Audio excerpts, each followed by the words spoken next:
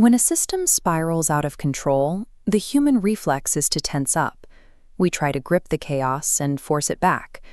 The collapse of China's Zhou dynasty pushed this instinct to its limit.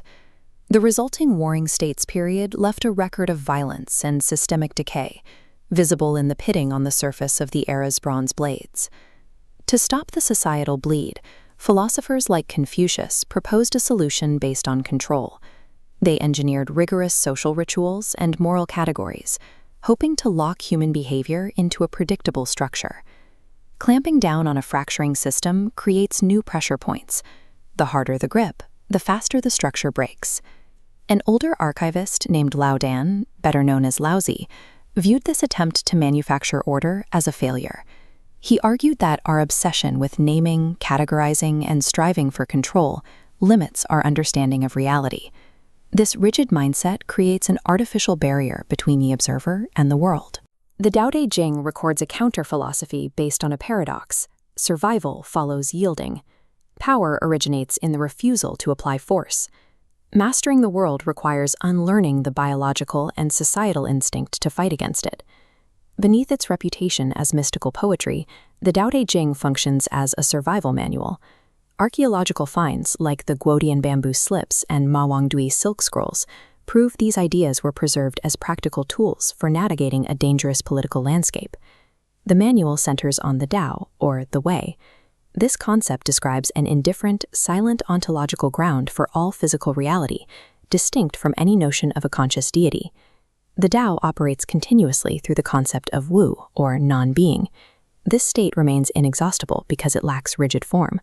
A solid object has a defined edge, making it susceptible to impact. True limitlessness exists in the absence of form. What cannot be defined cannot be broken. The text defines De, or virtue, as the power a system possesses when left in its natural state. This is the inherent energy of a thing, separate from moral achievements earned through effort. The practical application of this inherent power is Wu Wei, or non-action. This visualization shows the mechanics of Wu Wei. It describes the strategic removal of friction and resistance to achieve effortless action. A yielding nature forces an aggressive opponent to exhaust its own kinetic energy. Without a hard surface to strike, the opponent's force will simply dissipate. This suggests that ultimate power is the result of frictionless compliance with physical reality, rather than the application of maximum effort. While commentators have spent centuries analyzing the Dao, they agree on its mechanical output, endurance. Human logic often separates reality into enemies, light against dark, or strong against weak. We assume one must eventually defeat the other. Daoism reframes Yin and Yang as a single, continuous wave of energy.